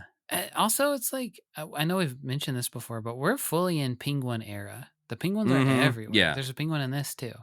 yeah. The traffic show obviously is full penguin era, but notably they didn't bring Sam the Eagle into this because I think No, that's he probably a wouldn't have smart liked choice. this. Yeah. He would have refused outright. Yeah, you commie bastards. They figure out that somehow Kermit gets to present his documentary first about the Russians. And it's just about a sad looking A elephant. challenging looking elephant. He was sitting in his apartment sad because his elephant ballerina girlfriend defected to the West. Don't talk about that kind of stuff right now, right? It doesn't feel like you should. Maybe it's okay though. I don't know. Like, it feels like something that you know, I don't know how approved by the Soviets this special was. Because there was a number of ballerinas who defected in Oh like the yeah, 70s and right. 80s. Like that was a Right. real thing. Right. So I have to imagine it was a sore spot for the Russians. Mm-hmm. But yeah, his love defects to the West. His request to leave the country and be with her was denied because he might reveal Soviet typewriter secrets. Whoever came up with this, I applaud your brain because this is just not where I imagined any of this going when we started watching it. And is this elephant a famous elephant also? I don't know. He looks like he should be. Like maybe Yeah, he's part he of the does. Russian puppet troupe. I think he is in the background of the distinguished panel. Okay, yeah. Oh yeah, the which- weird little panel of Russian puppets who are so tiny. Which makes it weirder that the bear in the Muppet one is not a Muppet bear. It's Yeah. not Fozzie. Right. So yeah, it's just very, very odd. Even weirder, I guess. It says the writers behind this were Norman Stiles, Sarah Durkee, and Christopher Surf, who are Sesame Street folks. Oh, interesting. Yeah. So Okay.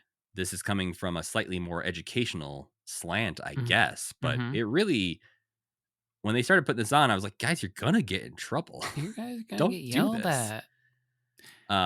Even at the end, when it is over, Kermit says to the pig, "I hope your people were allowed to see all of that." Yeah, Kermit. We're Like trying he's to calling be them out for friends with him. censorship and not like having free speech. But then they get their licks in too because Russia's film about Americans is about, the disparity of wealth and, only the rich get to live on Park Avenue. And we couldn't even find one bear living on this street. They're not wrong. Yeah, I don't think Like they the would wealth be inequality issues they're talking about still exist. right. The unemployed bear living on the street. Kind of a proto Bobo. Proto Bobo for sure. Yep. I love the photo of him with the Wall Street guys in his little tie and hat. And then the we cut to him. revelation that his job is to be a doormat that they wipe their feet on as they walk in the door. That's pretty good. That's a pretty good summation of America.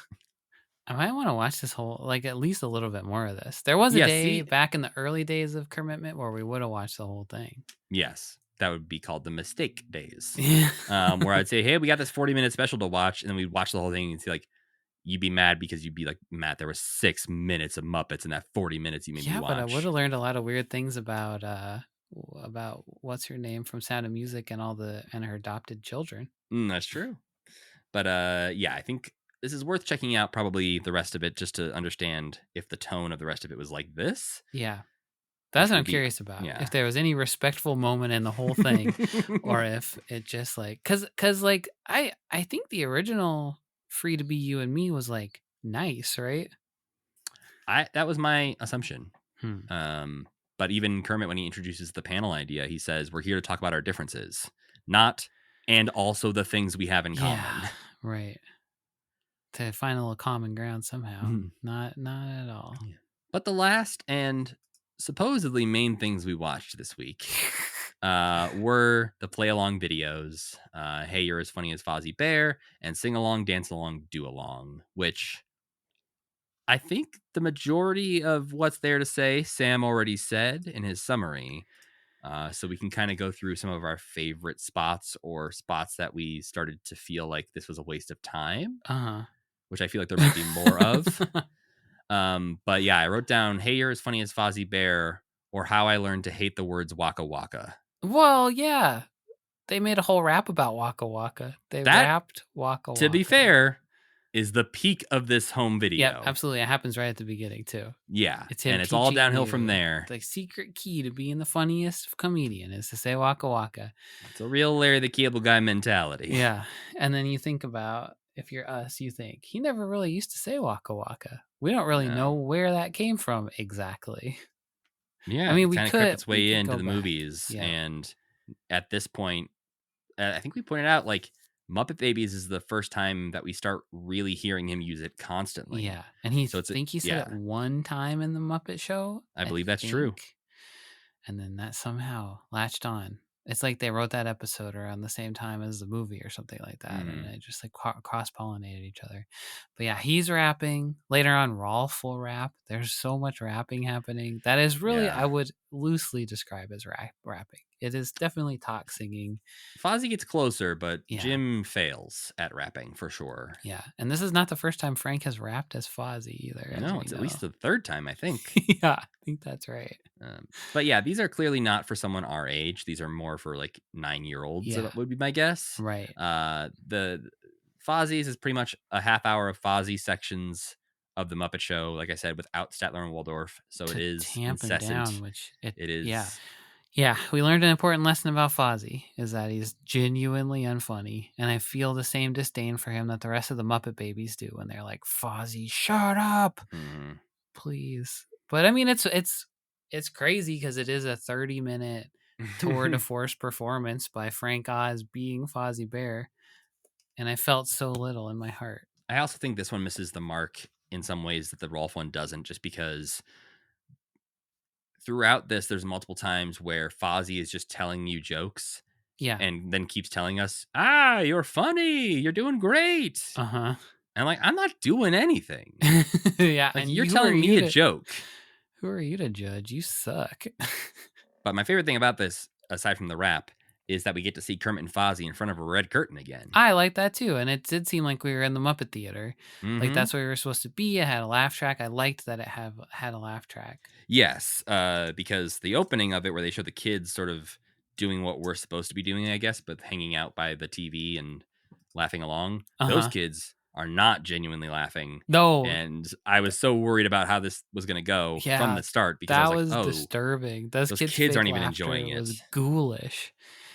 Yeah, it was fun to see Kermit. It was fun to see Animal playing the drums. I thought was pretty cool, seeing him back there. Miss Piggy popped up.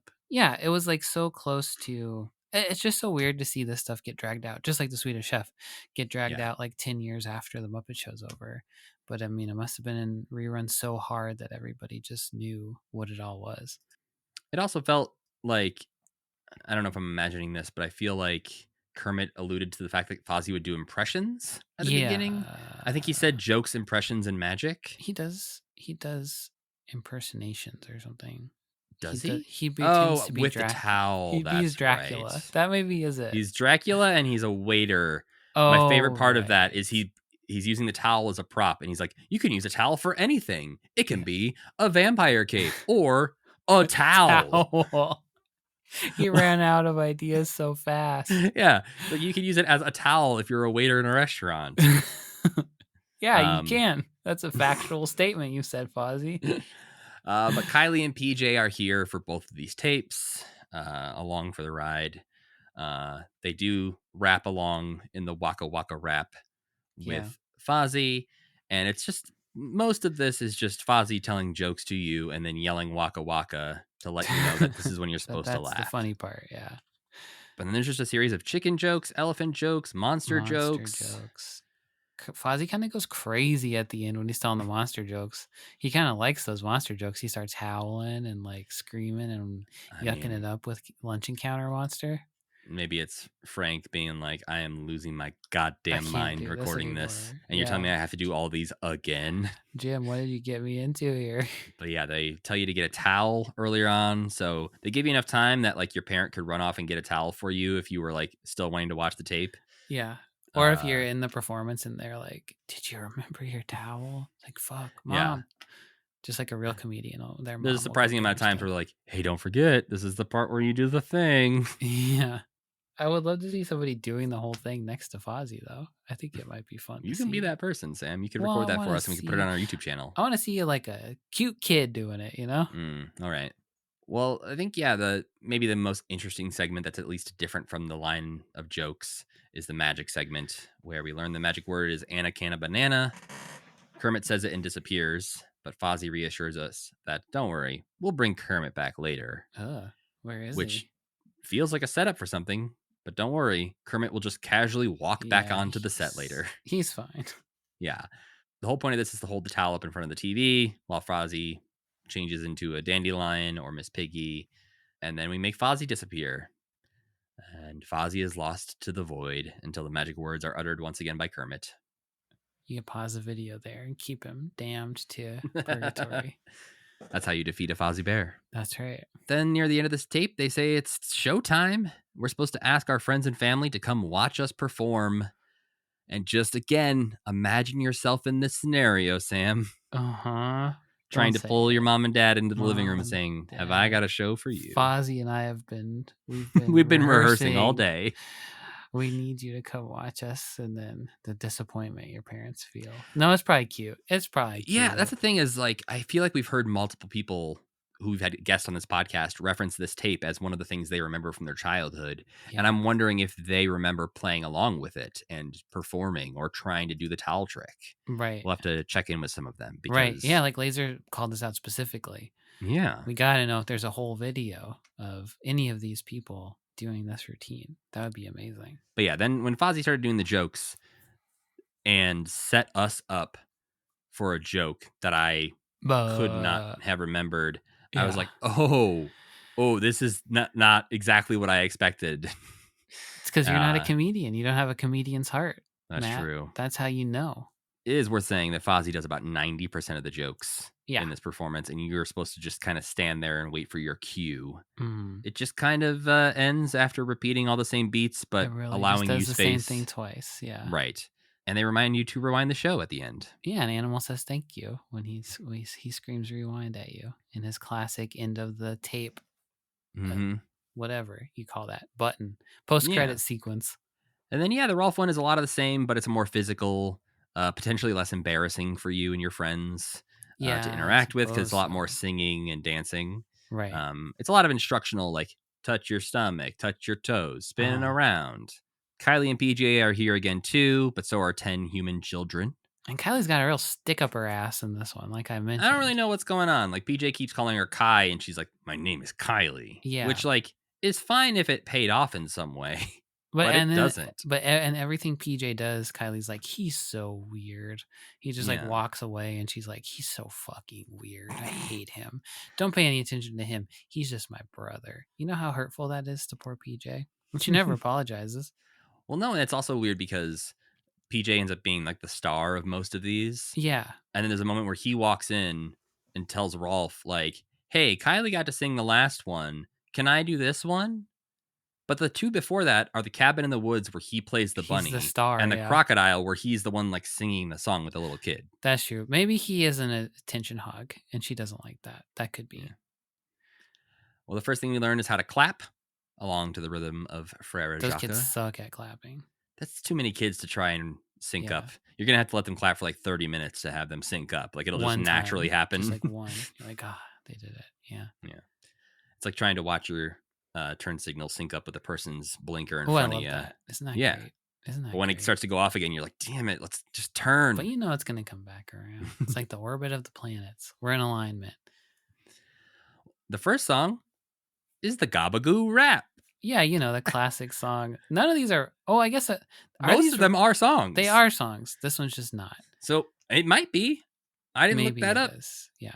All I know is Gabagool of like the Capicola. This is different. Yeah. Yeah, this is not about meat. This is about a weird furry monster. It's about turning into a monster. You know, and Gabagool is what comes up when you try to search for Gabagoo rap. So Makes sense. you know that song Little Bunny Foo-Foo? Mm-hmm. That song used to scare me when I was a kid. That's fair. Because like turning into something else freaked me out when I was little. And this kind of played on those same like, I don't want to see my friend Rolf turn into a beast. Yeah. No, it's an upsetting song, and I think we have a couple of those in this where it's like, we don't really want to unpack that too much. Yeah, a lot of them have the looming threat of violence present in many of these songs. Right.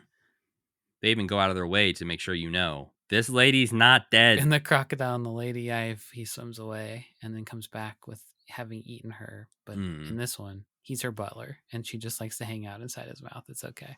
I did like that part. That part was my favorite part, the crocodile and the lady. I think my favorite part is Gabagoo Rolf. Gabagoo Rolf is... I didn't want to see him turned into a beastie. I think it's just interesting that we have this weird alternate world Rolf that is out there in the world. This feathery Rolf. Like in a universe where he never turned back from a Gabagoo? Yeah, I don't know. I like the idea of that. a Gabagoo Rolf, and I think maybe he's the unofficial Kermit mascot. Oh, the Gabagoo Rolf. Gabagoo Rolf. Okay, I can see that.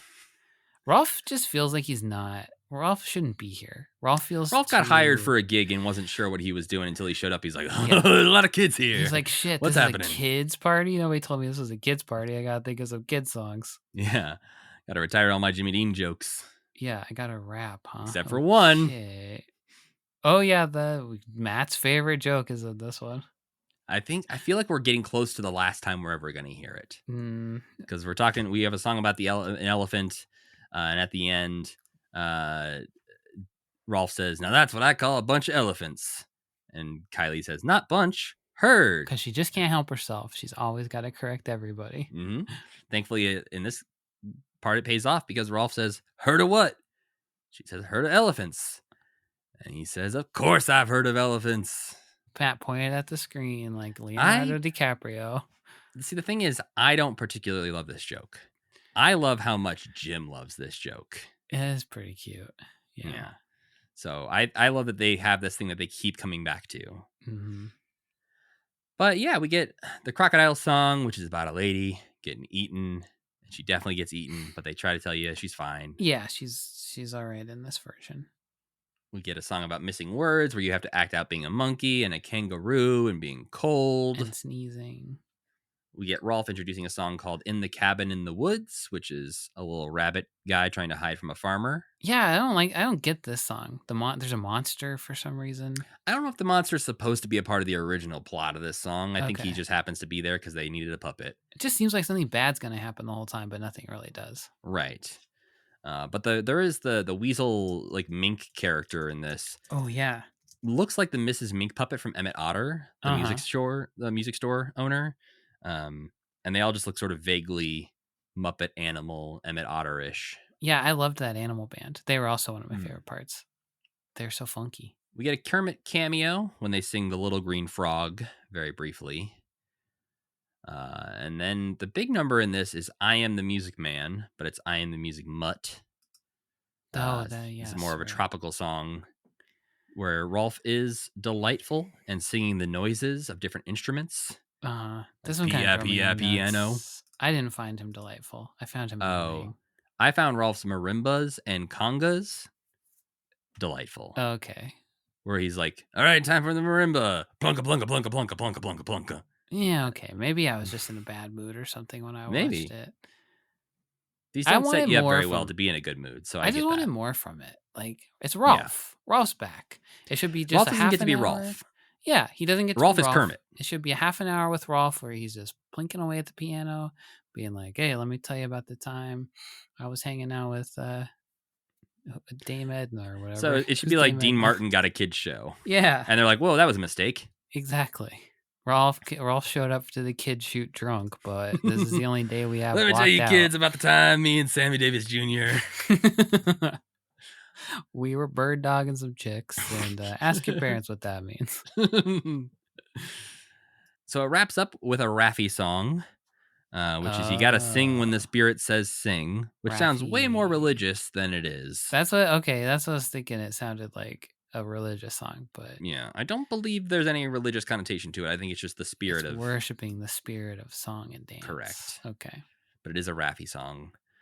And of course, it ends with PJ suggesting that we rewatch the entire tape, which They I love will telling not. us to do that, and I will never let this cross my eyeballs ever again. The last interesting notes about that one for me were that Richard Hunt directed this one. I thought that was interesting too. Yeah. And then it was written by Jocelyn Stevenson, who wrote on Fraggle Rock. Oh, okay. Not Whereas a lot of Fozzie's writing. tape was directed by David Gumpel, the Muppet Vision pre-show guy, Oh. and written by Jim Lewis, who was like Muppet writer guy at the time. Oh, okay. The Fozzie thing, for as like boring as it was, it did feel like a Muppet thing. Like, it was frantic. People were running in and out. There was little snappy dialogue. It didn't like come together to something because it was for babies, but Right. it did feel correct in a way that Yes. this didn't feel as correct to me. Yeah, I think I just like Rolf's thing more, that he's there. He's not making Wocka Wocka jokes the whole time. Like, I kind of just enjoy his presence more than Fozzie's presence in these tapes. Yeah. But I didn't enjoy either of these. Right. Really. Yeah, it's just like, it is interesting to be like, I know we'll make a video about Rolf. Who cares? Like, I don't know. He's not like a kid. The kids love Rolf. I guess they used to. They used to go crazy for him. Yeah, they just thought, hey, we want to do a music one. Who's our music one? Guy. Yeah. There you go. It could have been Dr. Teeth's musical extravaganza. That's the one you really don't want. Don't lay him around, yeah. He may not legally. Like, he cannot. He's got too many DUIs. He can't stop hanging swearing. out. There's no way he can make it through the whole thing. But maybe community service. You little bastards. Remember how mad he got at Beaker in that one video we watched? When he was like, Beaker, I'm going to get you. Remember Which that? one was that? Was that it was one of those tapes of like the best of Muppets kind of things? Yeah, best of musical guests or something like that. And Beaker was his assistant. He like blew up his music studio and he was like, time to die, Beaker. That's what he'd do to all the kids. And that's why he would have community service. Yep. And have to because he do murdered this. Beaker.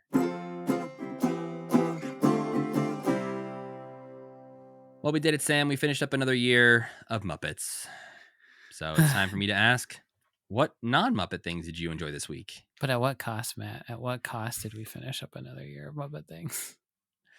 You know, it's 3 hours of our lives, 2 hours of our lives. Yeah, well, at least it wasn't like 3 hours of stuff to watch. Yeah, and you're going to have an excuse soon to not even do it. You're going to make me keep doing it by myself. Wouldn't that be so sad? That would be unfair. That would be so sad. Maybe during my parental leave, you just have to watch that one episode of Hollywood Squares you've never watched. Oh, and make a 3-hour episode about that. Yeah, you just talking to yourself, unpacking every second of the Hollywood Squares episode. Okay, I'll try. Yeah. I'll do a second-by-second podcast of that until you come back. Until I come back. Yeah. Well, Sam, what non-Muppet things did you enjoy? I went to see The Thunderbolts, or as it's known now, apparently, The New Avengers, which was playing the whole time, I'm sure, because that's how the movie ends too. Yeah. But I really liked it. There's one thing that happens in it I don't necessarily want to spoil at the beginning, where the whole rest of the movie I was thinking about it and thinking like that was the wrong choice.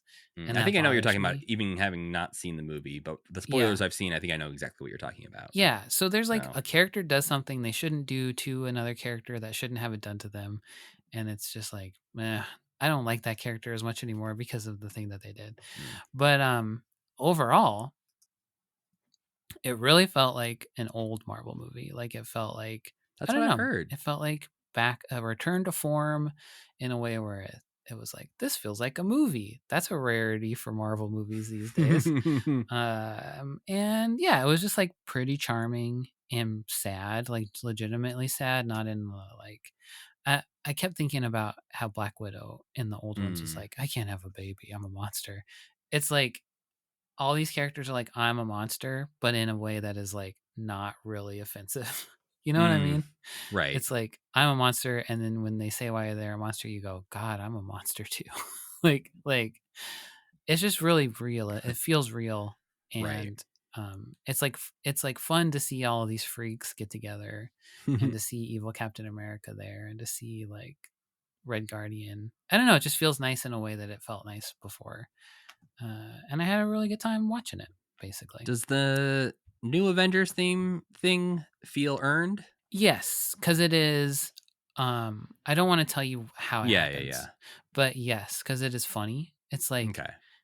they are also like, oh boy, us, but in a Okay. way that's not like, yeah, it feels good. All I right. think. I watched a few things. I've been trying to catch up on Skeleton Crew so that I can feel good about starting Andor Oh and not yeah. having like a Star Wars show still lingering in the background. Oh Matt. Skeleton Crew is good. I still really like it. I think it's really good. Yeah. Yeah, I just haven't made time to sit down and watch it, but I've been enjoying every episode that I've watched so far. How far are you into it? 7 episodes, I Okay, think. so 6. pretty far. Yeah. We also have been watching this show called The Four Seasons on Netflix, Oh yeah. Okay. which is a new Tina Fey show, Mm-hmm. and it's just really good, especially for people specifically like our age or older, probably. Uh-huh. This is not necessarily something I think Gen Z would be super into, but it's got a hell of a cast. It's Will Forte and Coleman Domingo, Steve Carell.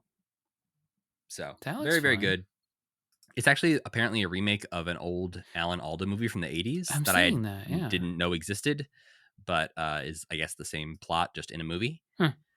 And Alan Alda actually does make an appearance in the show as well as one of the characters' parents. So that's a nice little touch. That's good. And we also, the bigger thing we watched this week was the movie Parenthood from the 80s with Steve Martin, Rick Moranis, Mary Oh, Steenburgen. I've never seen that. I think you'd like it. It's good. It's got another wild cast: Keanu Reeves, Joaquin Phoenix. Right. Yeah. But it's a good one, and we're sort of in that nesting phase, getting ready for baby. And I was like, we should watch Parenthood. We should watch. Yes, it'll teach us a lesson or a thing or two, Mhm. eh? Yeah. You got to watch Look Who's Talking. You got to watch 3 Men and a Baby. You got to watch Baby's Day Out to learn what not to do. Don't let them go outside by themselves. Nope. To wrap things up here, I'll let you know what we're watching next time. And next time, Sam, we're keeping it simple. I promise. Because next time, we are diving into 1989, and we are watching the special Big Bird in Japan. I'm so excited for this. So this will be the special. I will admit we have 4. You liar. Hey, I didn't say it was only Big Bird in Japan. Okay. I never said that. But the other things we're watching are just 4 brief 30-second like PSAs for the Better World Society and National Wildlife Federation. But the obviously the star of the show will be Big Bird in Japan as we enter 1989. Wow. Yeah, my dad used to talk about this special all the time. I'm so interested. Yeah, you actually, I think you brought this up when we watched Big Bird in China with Lindsay Kelk on the podcast. Yeah. So I'm excited to, have the payoff of revisiting it. Well, we need to thank our friend Tuna for making the music for this podcast and Cassie Wilson for singing our theme song. Don't forget to go to commitment.com for all your commitment needs and rate this podcast 5 stars. Only that's the only option I believe that they allow on Apple Podcasts. Yeah, they so you took all have the to do other that. stars away. Yeah. If you'd like to get in touch with us, hit us up at mail@commitment.com or follow us on social media at commitmentpod or at commitment.com on Blue Sky, where I am at Matthew Gatos. And I'm Sam Schultz. And as always, keep believing. Keep pretending.